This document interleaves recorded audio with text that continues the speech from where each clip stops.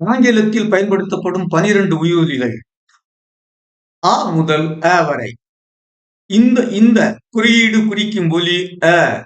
இந்த ஒலியின் பெயர் அ. இது ஒரு நெட்டொலி. அசையின் ஆரம்ப நிலையில் EH RTH அ இத் அ EIRL அ இல் அல் EIRN அ இன் அன் I A ik a ik ak. At the middle of the syllable BIRD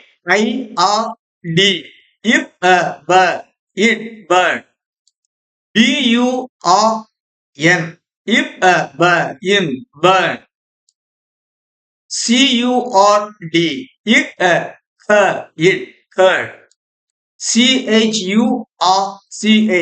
each a chair each church CIRL if a girl il girl HURT if a her it hurt MIRTH im a ma it mirth PEARL if a per il pearl SHIRT ish a share it share THIRD if a third it third.